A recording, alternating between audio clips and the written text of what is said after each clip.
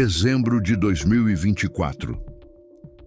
Na cidade síria de Duma, recém-libertada do regime, as forças rebeldes cruzavam a fronteira, onde os moradores locais há muito tempo conheciam apenas como fábrica de batatas fritas. A aparente deterioração externa do edifício, coberto de poeira e vestígios de batalhas recentes, contrastava fortemente com seu conteúdo interno. Os soldados, que se preparavam para ver sacos de amido, ficaram paralisados ao se depararem com uma impressionante infraestrutura industrial oculta. Nas oficinas, havia fileiras de tubos de cobre zumbindo, e os aparelhos de ar-condicionado industriais e os complexos sistemas de ventilação, que aparentemente funcionavam sem interrupção, enchiam o ar com um ruído estrondoso. No entanto, a principal descoberta não foram esses objetos. No centro do armazém, havia montanhas de sacos cheios de réplicas de frutas de plástico coloridas. Elas pareciam perfeitas, limões e laranjas, aparentemente destinados à exportação. No entanto, quando um dos combatentes abriu a primeira réplica que encontrou, não restaram dúvidas sobre sua verdadeira finalidade. Cada fruta de plástico estava cheia de milhares de pequenas pílulas brancas com uma gravação reconhecível. Um cheiro forte e pungente de produtos químicos atingiu o nariz, que antes poderia ser atribuído à produção de aromatizantes. De repente, percebeu-se que, sob o pretexto de uma produção pacífica, talvez se escondesse o maior laboratório de drogas do mundo, operando sob proteção estatal. Entre os recém-chegados estava o analista Umar. Durante muitos anos, ele elaborou relatórios sobre esse sistema, apresentando provas contundentes de como o regime se financia com drogas. Seus relatórios, contendo dados cuidadosamente coletados sobre remessas e logística, eram rejeitados ou suprimidos. Agora, Umar estava no meio desse inferno industrial e olhava para milhões de comprimidos prontos para serem enviados. Ao olhar para o que via, ele percebeu que a escala, essas fábricas, esses métodos de camuflagem, superava todas as suas suposições mais ousadas e assustadoras. No ar, saturado de produtos químicos, pairava uma pergunta silenciosa.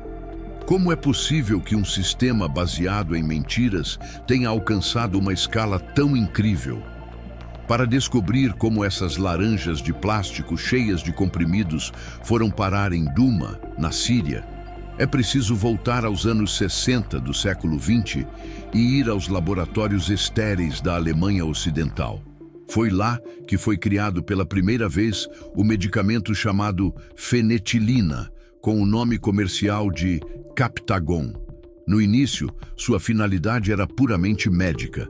Não era uma droga recreativa, mas um estimulante complexo, criado para melhorar a concentração, combater a narcolepsia e eliminar os sintomas do transtorno de déficit de atenção. Os médicos o prescreviam a pacientes que precisavam de mais energia e seu efeito parecia quase milagroso. O Captagon não apenas dava energia, mas também trazia uma sensação de concentração, reduzia a fadiga e suprimia a sensação de fome, o que o tornava um auxiliar indispensável para aqueles que eram obrigados a trabalhar ou estudar sem interrupções durante todo o dia. Alguns usuários descreveram uma sensação de invencibilidade, quase eufórica, que lhes permitia ignorar as limitações físicas e psicológicas.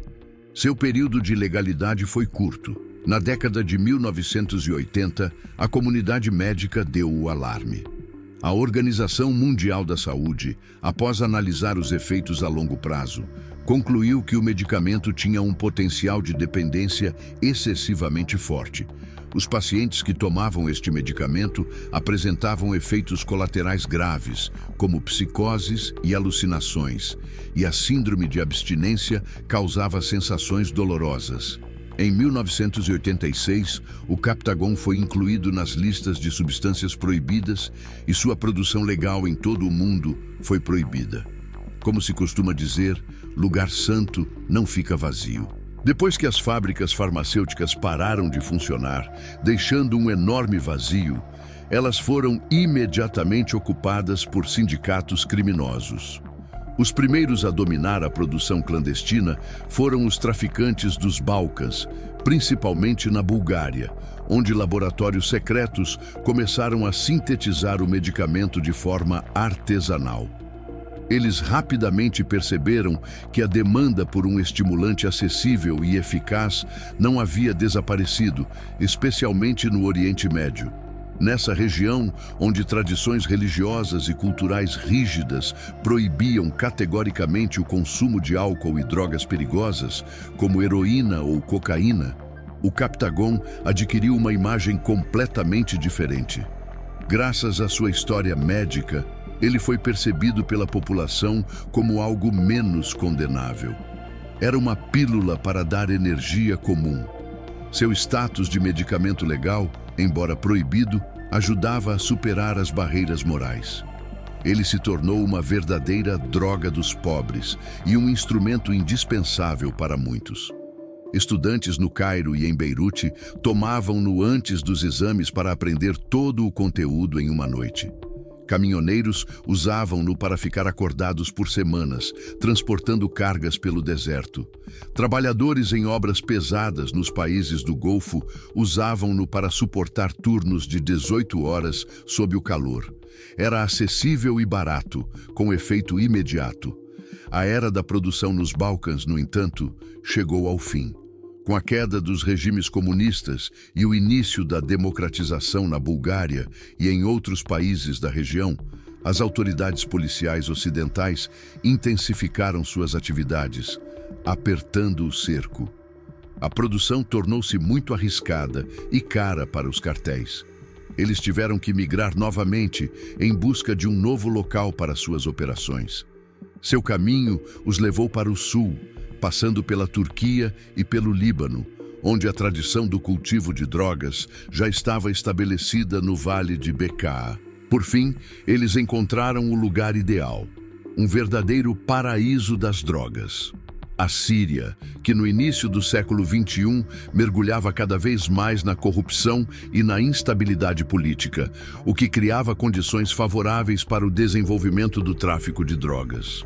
Em 2011, o regime sírio, confrontado com protestos internos que rapidamente se transformaram em uma revolta em grande escala, viu-se em uma situação crítica. A comunidade internacional, chocada com a brutalidade da repressão aos protestos, impôs sanções sucessivas que pressionaram a economia do país. O estrangulamento econômico se tornava cada vez mais forte, como se as paredes ao redor de Damasco se fechassem cada vez mais.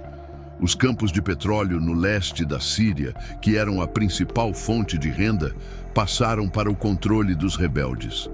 As relações comerciais externas foram interrompidas e as contas bancárias no exterior da elite foram bloqueadas. O regime, acostumado a décadas de enriquecimento ilimitado, viu-se à beira da ruína financeira e precisava urgentemente de moeda forte. O dinheiro era necessário não apenas para conduzir as operações militares, mas também para comprar lealdade. Era necessária moeda para pagar aos principais aliados externos por armamento e consultoria, manter uma extensa rede de clientelismo interno e, acima de tudo, garantir pagamentos generosos aos comandantes militares, que eram o único obstáculo entre o regime e seu inevitável colapso. Em um clima de desespero e pânico, quando as fontes habituais de renda desapareceram, surgiu uma fonte inesperada e até então desconhecida. Nesse momento, ocorreu uma mudança radical. Anteriormente, as autoridades sírias, profundamente corrompidas, apenas protegiam passivamente os traficantes de drogas. Elas recebiam subornos substanciais pelo transporte seguro de lotes de Captagon, que passavam do Vale Libanês de Bekaa através de seu território para os países do Golfo Pérsico. Mas agora a estratégia sofreu mudanças radicais. Nos escritórios úmidos e enfumaçados de Damasco foi tomada uma decisão.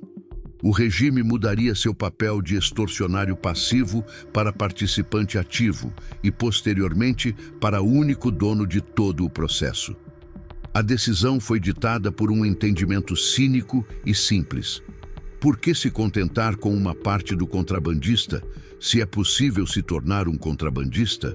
Este regime possuía ativos únicos, inacessíveis a qualquer outro cartel de drogas no mundo. Tinha à sua disposição fábricas e instalações industriais estatais ociosas, que podiam ser rapidamente reconvertidas para a produção química, mascarando-as como empresas legais. Além disso, ele tinha um exército que garantia proteção armada total e fornecia transporte militar para o transporte de cargas. Além disso, ele tinha fronteiras soberanas. Os portos de Latáquia e Tartus, onde contêineres identificados como carga estatal ou militar passavam livremente sem inspeção completa. Nesta nova indústria, as unidades militares de elite desempenharam um papel fundamental. Em primeiro lugar, a infame 4ª Divisão Blindada.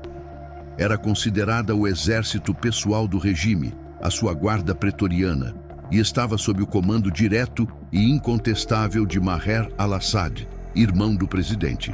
Conhecida por sua extrema crueldade na repressão à dissidência, essa divisão se transformou em um poderoso cartel armado de drogas, que se tornou o mais influente do planeta.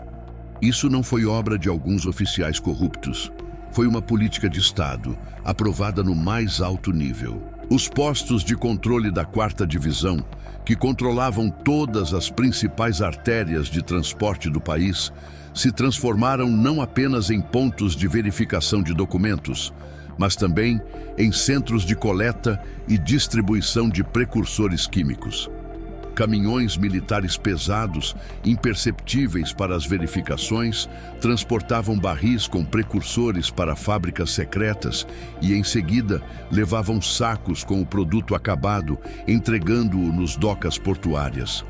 A 4ª Divisão utilizou toda a sua logística militar e autoridade intimidante para organizar a produção industrial e o contrabando ininterrupto através das fronteiras.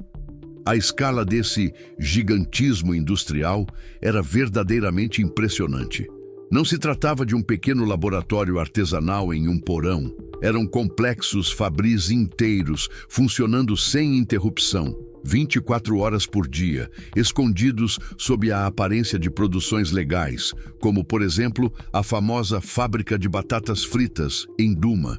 A complexidade dos métodos de camuflagem era uma prova eloquente da escala dos recursos e das capacidades intelectuais investidos nesse negócio.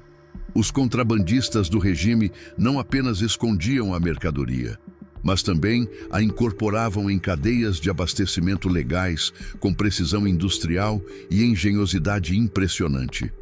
As pastilhas, hermeticamente embaladas em sacos a vácuo, eram colocadas dentro de barris de chumbo maciços, que eram então enchidos com óleo industrial ou óleo combustível. Supunha-se que os funcionários da alfândega no porto de destino realizariam apenas uma inspeção superficial da camada superior, sem ter a possibilidade de examinar o conteúdo do pesado barril até o fundo. Em outros casos, milhões de comprimidos eram selados em sacos laminados e escondidos em caixas de leite em pó ou chá sírio caro. O peso e a embalagem eram tão perfeitos que nem na balança nem no exame de raios-x era possível distingui-los do original. O ponto alto desse esquema foi a fruta de plástico. Em fábricas equipadas com máquinas de termoplasturgia, eram produzidas centenas de milhares de laranjas, limões e romãs falsos. Cada uma delas era um recipiente ideal e impermeável para centenas de comprimidos. Essas frutas eram embaladas em contêineres identificados como produtos agrícolas frescos da Síria. Esses contêineres eram enviados para a Arábia Saudita, Jordânia e Emirados, os países que mais apoiavam a oposição síria. Não se tratava de contrabando comum. Era um ato de guerra econômica, um gesto de provocação que expressava o total desprezo do regime pelos vizinhos, que ele literalmente inundava com drogas. O regime obtinha enormes lucros. Segundo estimativas modestas dos serviços secretos ocidentais, esse negócio rendia de 2 a 3 bilhões de dólares em dinheiro e, em períodos de pico, talvez até 5 bilhões. Esses lucros, que superavam em muito todas as outras exportações legais do país, tornaram-se a base para o estilo de vida luxuoso de sua elite. Enquanto 90% da população síria vivia abaixo da linha da pobreza e as crianças nas cidades sitiadas morriam de fome e falta de assistência médica, nas áreas protegidas de Damasco circulavam comboios de luxuosos carros blindados, como Mercedes e Range Rovers. Nos oásis fortificados da capital, onde os projéteis não chegavam, foram construídas mansões luxuosas com piscinas. Essa moeda do narcotráfico era usada para comprar armas, contornando sanções, pagar mercenários estrangeiros e garantir pagamentos regulares e generosos a comandantes leais. Isso garantia que o exército continuasse lutando por seus patrocinadores. O Captagon deixou de ser apenas uma fonte de renda. Ele se tornou o motor financeiro que mantinha o poder, o principal bastião que sustentava toda a máquina militar corrupta e sangrenta do Estado.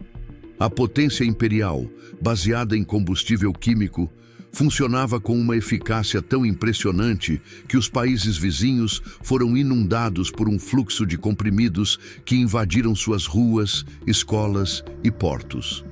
A resistência a esse influxo se transformou em uma luta desesperada, quase diária, que gerou muitos eventos dramáticos.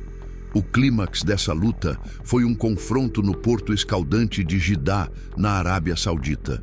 Os alfandegários sauditas, guiados por informações precisas, quase cirúrgicas, recebidas de uma organização internacional especializada no combate às drogas, selecionaram 3 contêineres entre muitos outros. De acordo com os documentos, eles continham chá sírio premium, destinado a um distribuidor local. Os contêineres foram abertos e uma inspeção superficial mostrou que a carga correspondia ao declarado. Milhares de caixas organizadas com chá, das quais emanava um aroma quase imperceptível. No entanto, a informação recebida da célula analítica de Umar era muito precisa. Era necessário verificar não apenas a presença das caixas, mas também o seu conteúdo. O oficial pegou um dos pacotes e o perfurou com uma faca. A faca não perfurou as folhas de chá soltas, mas encontrou uma resistência firme e compacta. Ao abrir as caixas, eles descobriram, sob uma fina e habilidosa camada de chá destinada a enganar os scanners de raios-x, briquetes densos e a vácuo. Dentro desses briquetes, cuidadosamente organizados em fileiras, estavam comprimidos de Captagon. Eram dezenas de milhões. Essa apreensão se tornou uma das maiores da história, mostrando claramente que o regime havia desistido de tentar disfarçar pequenas remessas. Agora, ele operava em nível de transporte de contêineres, trabalhando com toneladas. Para Umar, que teve suas suposições confirmadas, isso não foi um triunfo.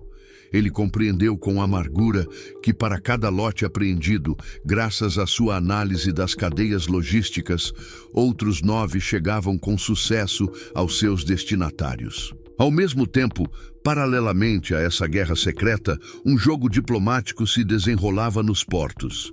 O regime rapidamente percebeu que o Captagon não só era lucrativo, mas também um instrumento político inestimável. Assad, que até pouco tempo atrás era um pária internacional, começou a adotar uma política cínica. Em reuniões confidenciais com líderes árabes, entre os quais o príncipe herdeiro da Arábia Saudita, os representantes sírios demonstraram profunda preocupação. Infelizmente, eles reconheceram que o caos da guerra contribuiu para o aumento do contrabando incontrolável e declararam sua disposição de cooperar. Era chantagem pura, disfarçada de diplomacia. Assad, dirigindo-se aos vizinhos, ofereceu-lhes uma opção simples: Querem parar esse fluxo? Normalizem as relações comigo, reconheçam meu governo, ajudem a suspender as sanções. Então, talvez eu consiga diminuir um pouco a pressão. Ele negociava o veneno que ele mesmo criara, posicionando-se como o único remédio para o problema que ele mesmo havia gerado. Esse jogo de policial bom deu resultados, permitindo ao regime destruir gradualmente o isolamento diplomático, mantendo ao mesmo tempo seu poderio militar em plena prontidão de combate. Nem todos estavam dispostos a participar desse jogo. Os moradores das regiões fronteiriças, cuja segurança nacional estava sob ameaça imediata, passaram a agir com mais determinação. Em uma das noites, uma forte explosão acordou os moradores de uma cidadezinha síria localizada na fronteira. O ataque aéreo cirúrgico, supostamente realizado pela Força Aérea Israelense ou Jordana, destruiu completamente uma luxuosa e bem fortificada mansão. Essa casa não servia para fins militares. Ela pertencia a um dos mais influentes barões da droga da região, desempenhando um papel importante no sistema logístico da 4ª Divisão.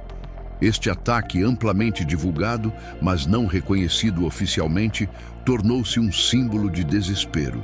Ele demonstrou que os vizinhos da Síria perderam a fé nos métodos diplomáticos e estão dispostos a recorrer a ações militares contra a infraestrutura do cartel. No entanto, o significado simbólico do ataque foi mais profundo. Ele mostrou claramente a total inutilidade de tal tática. O barão da droga atingido nesse episódio era apenas um executor, um gerente de nível médio. A Sistema, tendo perdido uma de suas vilas, permaneceu invulnerável.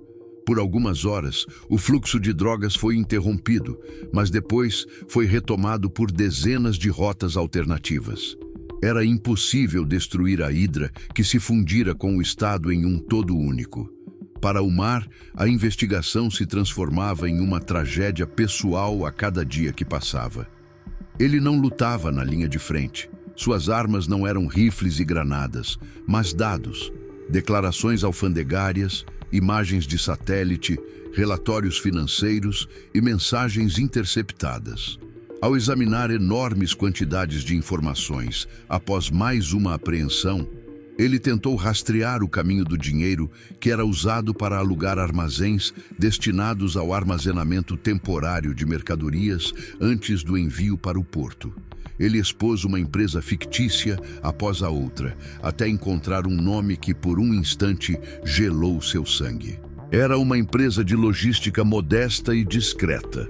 Ele verificou seus fundadores. O endereço indicado nos documentos lhe era terrivelmente familiar. A empresa pertencia a um parente distante de sua esposa. Umar supôs que esse homem provavelmente nem suspeitava do que estava armazenado em seu depósito. Ele simplesmente fechou um contrato lucrativo com um cliente militar para alugar o espaço vago. Alegre-se com o lucro fácil em um país com uma economia destruída. Naquele momento, a investigação para Umar deixou de ser um trabalho rotineiro de denúncia de um regime criminoso e se tornou algo maior. Ele percebeu que o sistema que tentava destruir havia se infiltrado em todos os lugares, como um tumor cancerígeno, espalhando-se por toda a sociedade e arrastando milhares de pessoas comuns para sua rede, transformando-as em escravos. O sistema que ele denunciava estava se aproximando de sua casa, e agora ele não podia ter certeza de que sua próxima investigação não levaria à destruição de seu próprio mundo pessoal. Em dezembro de 2024, o mundo enfrentou um colapso rápido e imprevisível que pareceu acontecer em um instante.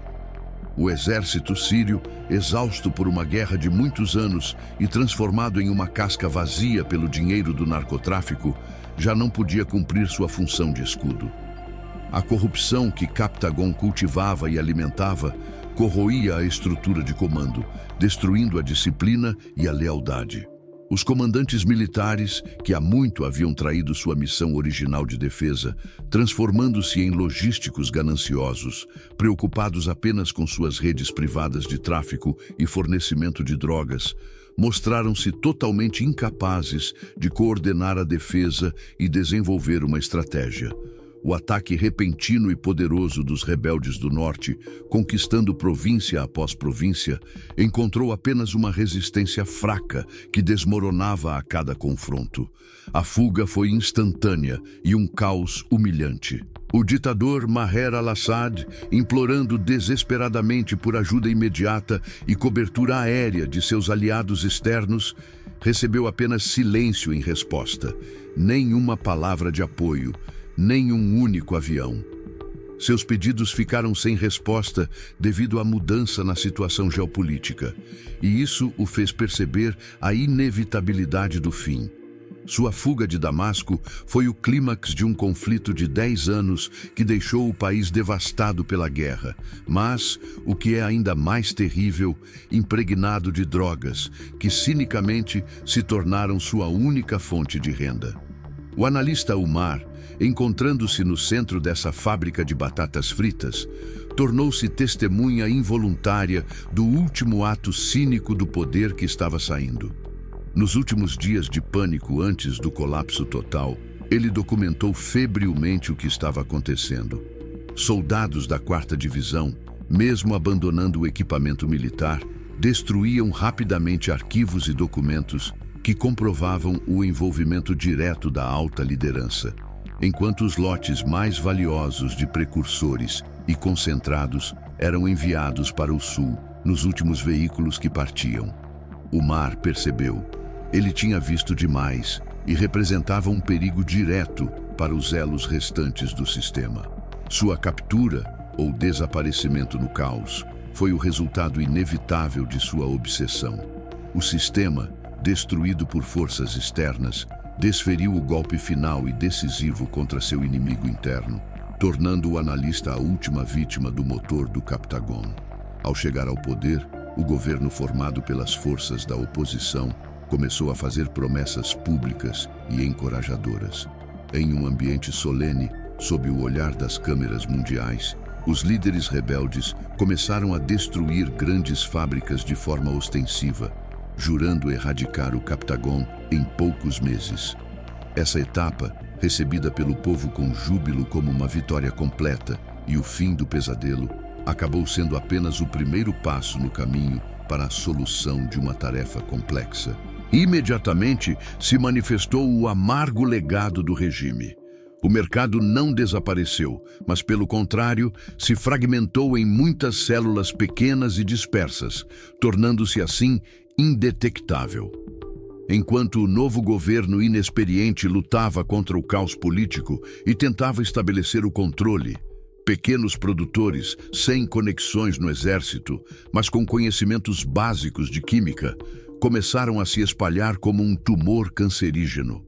Eles encontraram refúgio em áreas remotas e incontroláveis do leste e do sul do país. Em vez de uma única fábrica centralizada e protegida pelo Estado, surgiram inúmeros pequenos laboratórios clandestinos que funcionavam como metástases malignas. Apesar de os volumes de produção já não serem de bilhões, o fluxo não parava e continuava a contaminar os países vizinhos. O resultado mais trágico foi o aumento de um novo perigo. Com a redução do fornecimento de Captagon controlado, os consumidores, cujos corpos e psiques estavam debilitados, perderam o estimulante habitual. Encontrando-se em condições de extrema pobreza e caos, eles, sentindo uma necessidade constante de vigor e efeito analgésico, passaram a recorrer à metanfetamina. Essa droga, com um poder destrutivo muito maior e que provoca psicoses mais intensas e graves, penetrou na região através dos canais logísticos já existentes, criados pelo regime anterior. Essa região, que mal conseguia lidar com o fluxo relativamente moderado de Captagon, se mostrou totalmente incapaz de resistir a uma nova onda incomparavelmente mais destrutiva. Embora o ditador sírio tenha caído, seu exército se desintegrado e seu poder desaparecido, seu legado, o motor Captagon, continua funcionando. Essa infraestrutura criminosa, criada pelo Estado para seu próprio financiamento, sobreviveu aos seus criadores, evoluindo de um suporte financeiro do regime para uma ameaça à estabilidade de toda a região do Oriente Médio. O rastro fétido permaneceu e agora só se intensifica.